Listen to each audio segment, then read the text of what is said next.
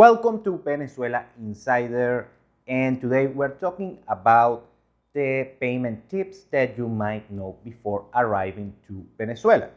We're going to start from the smaller payments or smaller transactions to the big purchases. Let's start with bringing cash.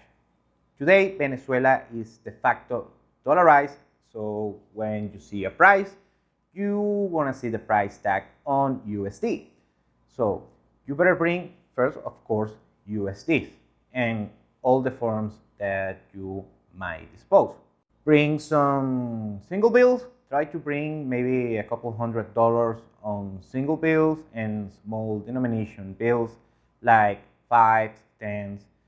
Don't bring 20s because we have a bunch of 20s. So try to bring a lot of singles and a lot of 5s, because that way you can pay these smaller transactions.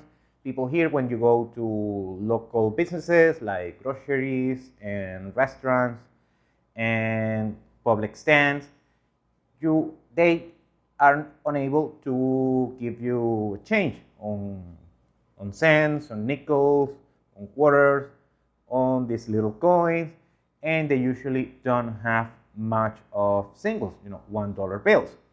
So that's gonna make your transactions way smoother. Second thing is international travel cards.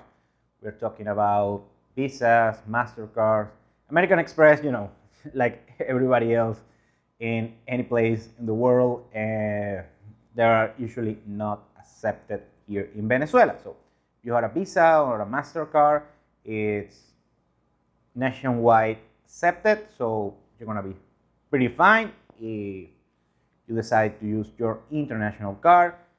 It might be a credit card, a check card, credit card, a debit card, you name it.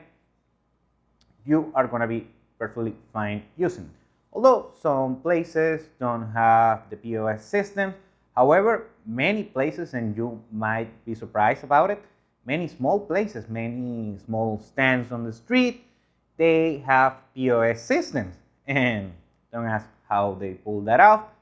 So if you want to swipe your card, you're not going to have any problem whatsoever.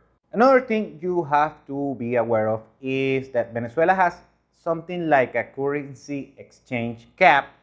So the official foreign exchange is set by the local central bank, the VCB, the Venezuelan Central Bank. And the thing is, they usually have a rate, currency exchange rate against the USD that usually is pretty close to the black market rate. That's usually the one who is used by most of Venezuelans. So when you're swiping your card, they're going to charge you on the official exchange rate, the rate that is set by the Venezuelan Central Bank. So keep that in mind. The other thing is you can pay using these payment services like PayPal. PayPal is not very broadly accepted on local businesses in Venezuela.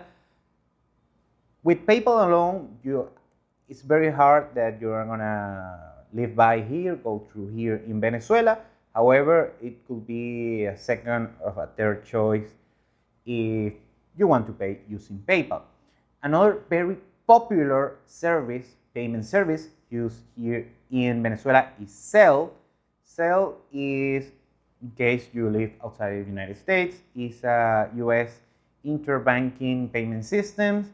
It works pretty well to make a purchase with smaller transactions between, let's say, $5 to $10, up to maybe $500 or $1,000, and it charges zero commission. Of course, you have to be activated on Zelle if you have a US bank account and transfer to another person which is enrolled in the same service. So if you have Zelle, you have a US account, activate Zelle.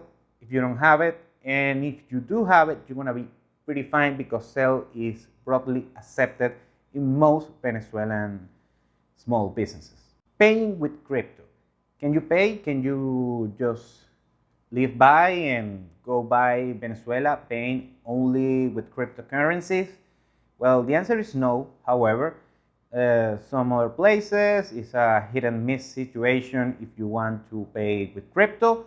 However, many small businesses, many small business shops, whatever, they actually have these apps, these wallets that they can receive payments using cryptocurrencies. Of course, the most popular, they accept Bitcoin.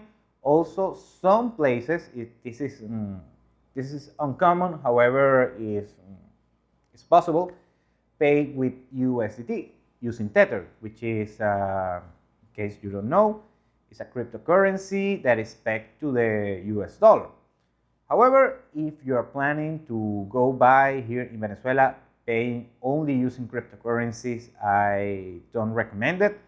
Also, try to bring some fiat. And lastly, for big purchases, you can also use wire transfers. And what I mean by big purchases, I mean maybe buying a piece of property, buying a used car or a new car, or buying maybe a home appliance, or whatever might be the case, talking transactions over $1,000. And you can do it using wire transfers. Here in Venezuela, the most popular, the most widely accepted wire transfers come, of course, from the United States. Many people here in Venezuela, business owners, small entrepreneurs, they usually have US banking, US bank accounts like Bank of America or Chase or Wells Fargo, you name it, the big ones.